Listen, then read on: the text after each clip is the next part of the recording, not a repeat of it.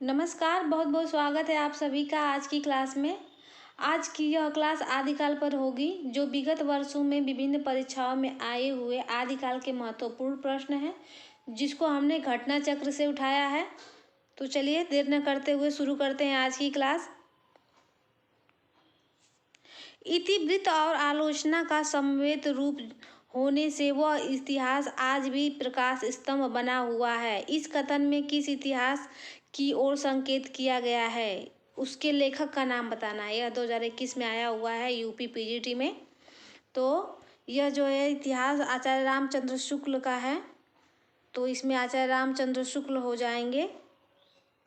आचार्य रामचंद्र शुक्ल तरफ इशारा किया गया है, तो इसका सही उत्तर हो जाएगा ऑप्शन ए, आचार्य रामचंद्र शुक्ल। इन सभी प्रश्नों की व्याख्या भी देखते चलेंगे हम लोग साथ साथ। उपर्युक्त कथन आचार्य रामचंद्र शुक्ल का है। शुक्ल जी ने हिंदी साहित्य के इतिहास को सर्वप्रथम वैज्ञानिक ढंग से विधेयवादी पद्धति के द्वारा लिखा है। दूसरा प्रश्न है, किस विद्वान ने हिंदी साहित्य के प्रारंभिक काल को वीरगाथा काल नाम दिया है? तो इसका भी सही उत्तर हो जाएगा ऑप्शन बी, आचार्य रामचंद्र शुक्ल ने आदिकाल को वीरगाथा काल नाम दिया है। तो इसका सही उत्तर हो जाएगा ऑप्शन बी। इसमें हम ऑप्शन नहीं बताएंगे, सीधे उत्तर बताते हुए चले जाएंगे, क्योंकि प्रश्न ज़्यादा है और उसको व्याख्या भी करना है। हिंदी साहित्य के विभिन्न विद्वानों ने प्रारंभिक काल का भिन्न भिन्न नामों से वर्गीकरण किया है, जो इस प्रकार है। एक बार देख लेते हैं सरसरी नज़र में। जॉर्ज ग्रियर्सन ने आदिकाल को चारण काल नाम दिया है। जॉर्ज ग्रियर्सन ने चारण काल नाम दिया है। मिश्र बंधुओं ने आरंभिक काल नाम दिया है। गणपति चंद्र गुप्त ने प्रारंभिक काल नाम दिया है आदिकाल का। आचार्य रामचंद्र शुक्ल ने वीरगाथा काल कहा है। राहुल सांकृत्यायन ने सिद्ध सामंत काल कहा है।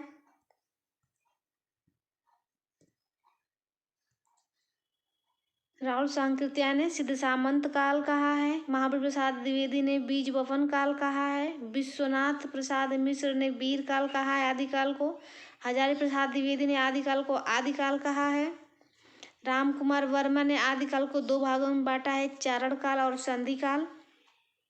मोहन अवस्थी ने आदिकाल को आधार काल नाम दिया है।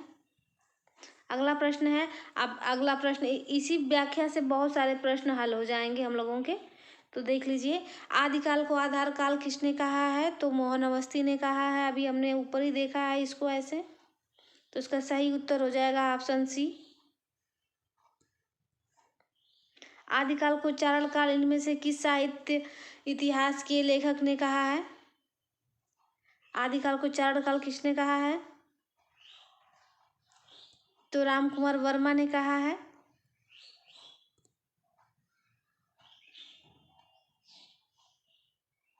आदिकाल के नामकरण से संबंधित कौन सा युग्म अशुद्ध है?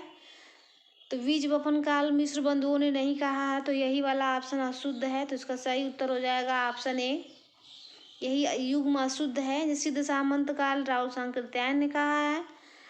चारण काल एवं संधि काल डॉक्टर राम कुमार वर्मा ने कहा है। और वीरगाथा काल जो है आचार्य रामचंद्र शुक्ल ने कहा है। तो अशुद्ध कथन बताना है, तो इसका सही उत्तर हो जाएगा ऑप्शन ए,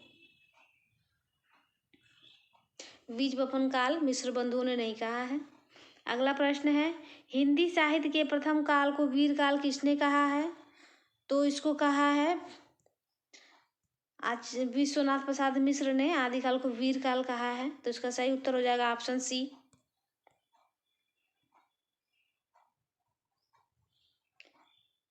आदिकाल का वीर काल नामकरण किसने किया है? तो विश्वनाथ प्रसाद मिश्र ने किया है। अभी उत्तर हमने देखा ऊपर ही। अगला प्रश्न है, हिंदी के प्रारंभिक काल को वीरगाथा काल नाम किसने दिया है? तो आचार्य रामचंद्र शुक्ल ने दिया है। तो इसका सही उत्तर हो जाएगा ऑप्शन ए, आचार्य रामचंद्र शुक्ल। आदिकाल को वीरगाथा काल किसने कहा है? तो आचार्य रामचंद्र शुक्ल ने कहा है। आचार्य रामचंद्र शुक्ल ने कहा है आदिकाल को वीरगाथा काल।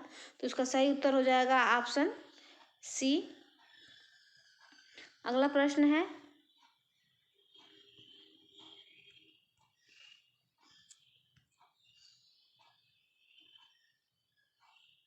एक साथ सारे प्रश्नों को नहीं किया जा सकता है, तो कई भागों में करके हम लोग आदिकाल का अध्ययन करेंगे।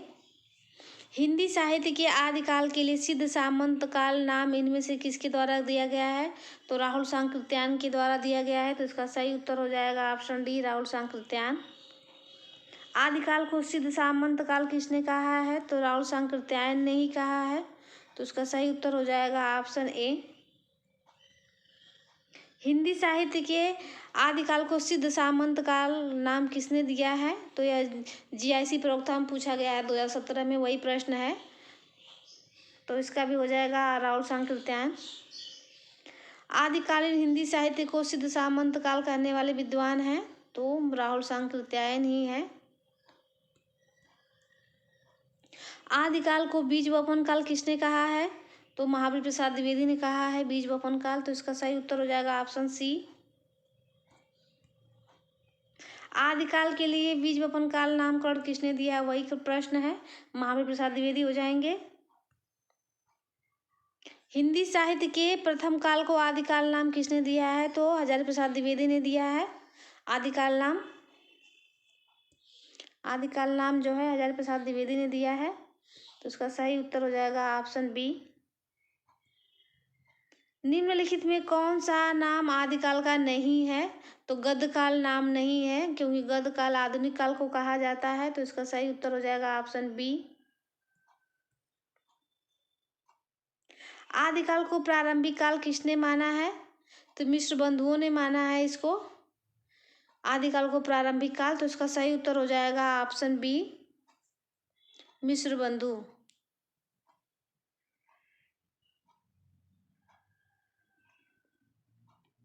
हिंदी साहित्य का वैज्ञानिक इतिहास के लेखक हैं, तो गणपति चंद्र गुप्त हैं इसके लेखक।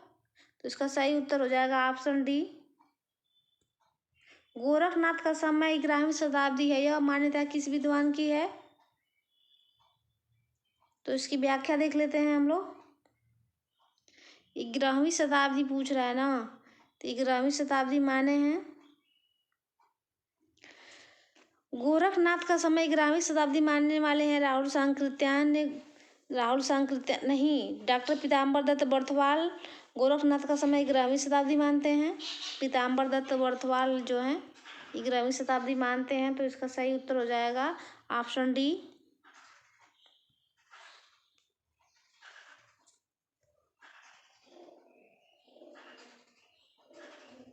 सूची 1 का मिलान सूची 2 से कीजिए और दिए गए कूट से सही उत्तर का चयन कीजिए। तो किसने नामकरण दिया हुआ है आदिकाल का? तो अभी हम लोगों ने पूरा विस्तार से देखा है। तो इसका सही उत्तर हो जाएगा आचार्य रामचंद्र शुक्ल ने आदिकाल को वीरगाथा काल कहा है। हजारी प्रसाद द्विवेदी ने आदिकाल को आदिकाल काल कहा है। राहुल सांकृत्यायन ने आदिकाल को सिद्ध सामंत युग कहा है या सिद्ध सामंत काल कहा है। मिश्र बंधुओं ने आदिकाल को प्रारंभिक काल कहा है। एक क्रम हो जाएगा, आगे बढ़ते हैं। इनमें से किस साहित्य इतिहासकार ने अपने इतिहास ग्रंथ में हिंदी के गद्य साहित्य को गद्य का आविर्भाव, गद्य का प्रवर्तन, गद्य का प्रसार और गद्य की वर्तमान गति नामक खंडों में विभक्त करके विवेचन किया है? तो आचार्य रामचंद्र शुक्ल ने किया है। तो इसका सही उत्तर हो जाएगा ऑप्शन सी। इसमें उत्तर तो दिया ही है, बताने की जरूरत भी नहीं है, फिर भी आप लोग सारे क्वेश्चन का रिवीजन कर लेंगे मेरे साथ। डॉक्टर राम कुमार वर्मा ने हिंदी साहित्य का आरंभ कब से माना है? तो इसका सही उत्तर हो जाएगा ऑप्शन ए, 693 ईस्वी से माना है डॉक्टर राम कुमार वर्मा ने। आगे बढ़ते हैं। बौद्ध धर्म से जुड़े हुए साहित्य की भाषा थी पाली। तो इस प्रश्न का पूरा व्याख्या ही देख लेते हैं, इससे कई प्रश्न हल हो जाएंगे।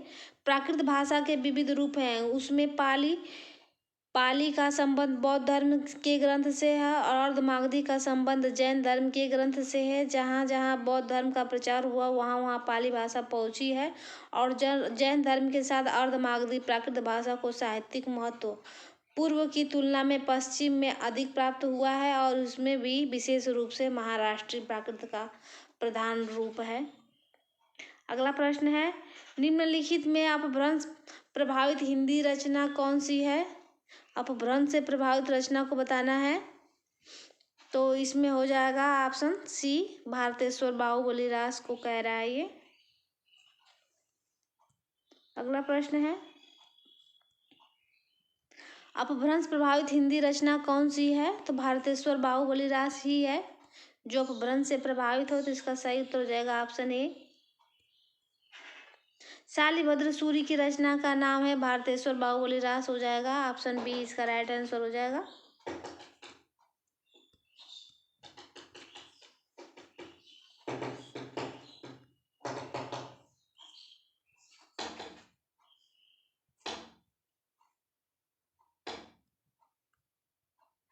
पंच पांडव चरितरास के रचयिता हैं शालिभद्र सूरी। तो इसका सही उत्तर हो जाएगा ऑप्शन ए। 11वीं शताब्दी में रचित लोक भाषा काव्य है। तो ढोला मारूरा दुहा है यह रचना। तो इसका सही उत्तर हो जाएगा ऑप्शन डी। ढोला मारूरा दुहा 11वीं शताब्दी में रचित एक लोक भाषा काव्य है। अपभ्रंश शब्द का सबसे पहले उल्लेख किसने किया है? तो महर्षि पतंजलि ने किया है। तो इसका सही उत्तर हो जाएगा ऑप्शन डी। अपभ्रंश शब्द का सबसे पहले उल्लेख महाभाष्यकार पतंजलि ने किया है, जिससे पता चलता है कि संस्कृत या साधु शब्द के लोक प्रचलित विविध रूप अपभ्रंश कहलाते हैं। अवहट भाषा से तात्पर्य है ग्रामीण अपभ्रंश से। तो इसकी व्याख्या बहुत लंबी चौड़ी दी हुई है। तो इसका सही उत्तर अवहट भाषा से तात्पर्य है ग्रामीण अपभ्रंश से। तो इसका सही उत्तर हो जाएगा ऑप्शन ए। अवहट में शिक्षा शब्द के लिए कौन सा रूप मिलता है? तो शिक्षा मिलता है। तो इसका सही उत्तर हो जाएगा ऑप्शन सी। अवहट में शिक्षा शब्द के लिए कौन सा रूप मिलता है? तो शिक्षा शब्द मिलता है।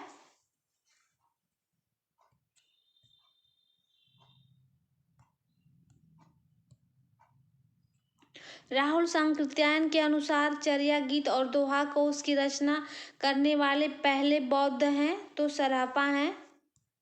तो उसका सही उत्तर हो जाएगा ऑप्शन ए सरहपा।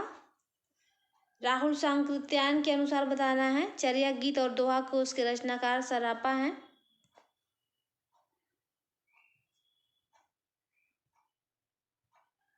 निम्नलिखित में से कौन सा नाम सिद्ध परंपरा की योगिनी का नहीं है बल्कि योगी का है? तो इसमें देख लेते हैं। पुतलिपा, मणिभद्रपा, कनखलापा, लक्ष्मीकरा। तो ऑप्शन ए सही होगा। ये तीनों योगिनियां हैं, मणिभद्रपा, लक्ष्मीकरा और कनखलापा, ये जो है योगी हैं। तो इसका सही उत्तर हो जाएगा ऑप्शन ए। आगे बढ़ते हैं। अधिकांश साहित्य इतिहासकारों के अनुसार हिंदी के प्रथम कवि कौन है? तो सरहपा को मानते हैं। अधिकांश विद्वान सरहपा को हिंदी का प्रथम कवि मानते हैं। तो इसका सही उत्तर हो जाएगा ऑप्शन सी। इसकी व्याख्या पूरा पढ़ दे रहे हैं।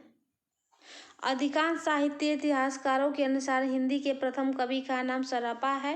वे सिद्धों में सबसे पुराने माने जाते हैं। राहुल सांकृत्यायन ने 7वीं शताब्दी ईस्वी के सरहपा को हिंदी का प्रथम कवि माना है। उनका मूल नाम राहुल भद्र था और उनके सरहपा, सरोजवज्र, पद तथा पदवज्र नाम भी मिलते हैं। वे बौद्ध धर्म की ब्रजयान और महायान के प्रवर्तक तथा 84 सिद्धों में से एक थे। उनकी कविता अपभ्रंश का साहित्यिक रूप छूट गया है तथा बोलचाल की भाषा जो आरंभिक हिंदी है प्रयुक्त हुई है। सरहपा की रचनाओं का संपादन राहुल सांकृत्यायन ने दोहा कोश नाम से किया है।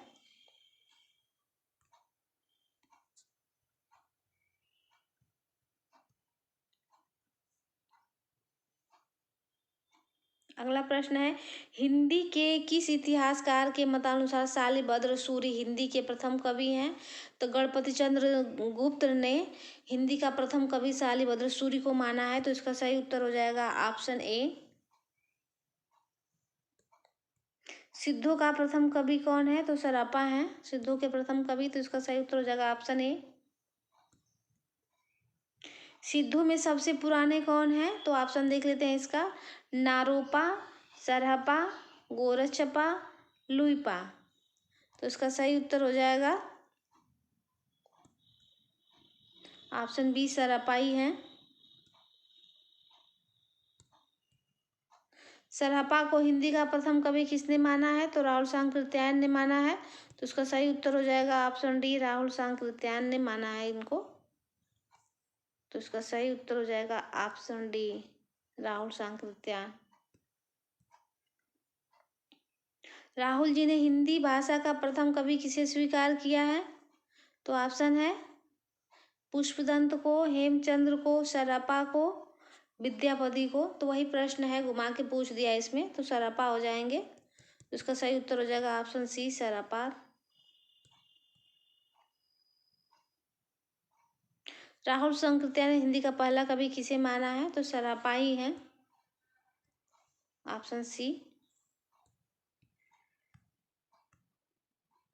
हिंदी का प्रथम कवि कौन है? तो सरपा है, सरपा। स्वयंभू को हिंदी का प्रथम कवि माना है किसने? राम कुमार वर्मा, रामचंद्र शुक्ल, हजारी प्रसाद द्विवेदी या राहुल सांकृत्यायन। तो इसका सही उत्तर हो जाएगा ऑप्शन ए, राम कुमार वर्मा ने माना है स्वयंभू को। सहजयान के प्रवर्तक कौन है? तो सरपा हो जाएंगे। इसका भी राइट आंसर हो जाएगा ऑप्शन ए। तिब्बत के 84 सिद्धों की परंपरा कौन से सिद्ध से प्रारंभ होती है? तो इस प्रश्न की पूरी व्याख्या पढ़ लेते हैं। सिद्ध ये भी सरपा ही हो जाएंगे, सरपा होंगे। इसकी पूरी व्याख्या हम लोग पढ़ लेते हैं इस प्रश्न की। सिद्धों की ब्रजयान शाखा में ही 84 सिद्धों की परंपरा प्रारंभ हुई। राहुल सांकृत्यायन के अनुसार तिब्बती सिद्धों की परंपरा सरहपा से प्रारंभ हुई तथा नारोपा से पूरी होती है। अगला प्रश्न है, आज कुल हम लोग 55 प्रश्नों को देखेंगे। इन सिद्धों एवं नाथों में सबसे पुराने कौन हैं? तो सरहपा और मछंदर नाथ को माना जाता है। तो इसका सही उत्तर हो जाएगा ऑप्शन ए और बी दोनों दिया हुआ है। इसका सही उत्तर हो जाएगा ऑप्शन ए और ऑप्शन बी।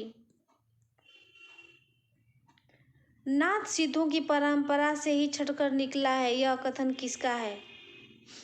तो डॉक्टर राम कुमार वर्मा, राहुल सांकृत्यायन, शिव सिंह सेंगर, आचार्य रामचंद्र शुक्ल। नाथ पंथ सिद्धों की परंपरा से ही छटकर निकला है, यह कथन किसका है? तो इस प्रश्न की पूरी व्याख्या देख लेते हैं। आचार्य रामचंद्र शुक्ल ने अपने इतिहास ग्रंथ हिंदी साहित्य का इतिहास में लिखा है, नाथ पंथ सिद्धों की परंपरा से ही छटकर निकला है। ऊपर वस्तुतः नाथ पंथ बौद्धों सिद्धों की वज्रयान शाखा से निकला है तथा गोरखनाथ ने पतंजलि के उच्च लक्ष्य प्राप्ति को लेकर हठ योग का प्रवर्तन किया। हजारी प्रसाद द्विवेदी ने अपभ्रंश को क्या कहा है? तो ऑप्शन है पुरानी हिंदी, प्राकृताभास, साहित्यिक अपभ्रंश या परिनिष्ठित अपभ्रंश। तो इसकी व्याख्या देख लेते हैं। आचार्य हजारी प्रसाद द्विवेदी ने अपभ्रंश और हिंदी के संबंध में यह मत व्यक्त किया है, इस प्रकार 10वीं से 14वीं शताब्दी का काल जिसे हिंदी का आदिकाल कहते हैं, भाषा की दृष्टि से अपभ्रंश का ही बढ़ाव है। इसी अपभ्रंश के बढ़ाव को कुछ लोग उत्तरकालीन अपभ्रंश कहते हैं और कुछ लोग पुरानी हिंदी। 12वीं शताब्दी तक निश्चित रूप से ही अपभ्रंश भाषा ही पुरानी हिंदी के रूप में चलती थी, यद्यपि उसमें नए तत्सम शब्दों का आगमन शुरू हो गया था। इस प्रकार वे अपभ्रंश को ही हिंदी से अलग रखना चाहते हैं। फिर भी उन्होंने अपभ्रंश के उत्तरकालीन साहित्य को आदिकाल की सामग्री मानकर उसका विवेचन किया है। आचार्य रामचंद्र शुक्ल ने पुरानी हिंदी को ही प्राकृताभास हिंदी या अपभ्रंश कहा है। तो पूरे प्रश्न का निचोड़ इसी में है, इतने में। आचार्य रामचंद्र शुक्ल ने ही हिंदी पुरानी हिंदी को प्राकृताभास हिंदी या अपभ्रंश कहा है। प्राकृताभास हिंदी से आशय है, तो अपभ्रंश भाषा से है, तो इसका सही उत्तर हो जाएगा ऑप्शन डी। 10वीं से 14वीं शताब्दी के साहित्य को किस विद्वान ने आदिकाल के अंतर्गत रखा है? तो आचार्य रामचंद्र शुक्ल ने रखा है, तो इसका सही उत्तर हो जाएगा ऑप्शन ए। नहीं सॉरी, गलत हो गया, ये हजारी प्रसाद द्विवेदी हो जाएंगे। 10वीं से 14वीं शताब्दी के साहित्य को किस विद्वान ने आदिकाल के अंतर्गत रखा है? तो हजारी प्रसाद द्विवेदी ने रखा है। अपभ्रंश को पुरानी हिंदी सर्वप्रथम किसने कहा है? तो चंद्रधर शर्मा गुलेरी ने कहा है, तो इसका सही उत्तर हो जाएगा ऑप्शन बी।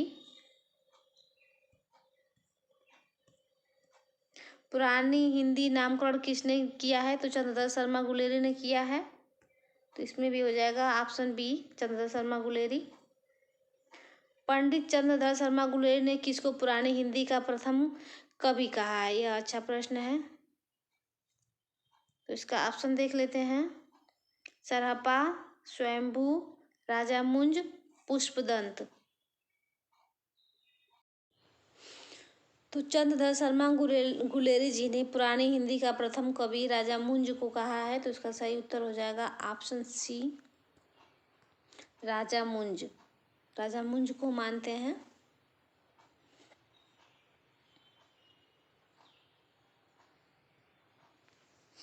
अगला प्रश्न है,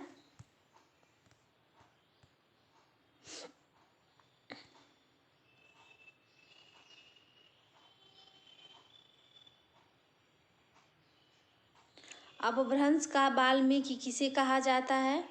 तो ऑप्शन है पुष्पदंत, धनपाल, शालिभद्र सूरि या स्वयंभू। तो अपभ्रंश का वाल्मीकि किसे कहा जाता है?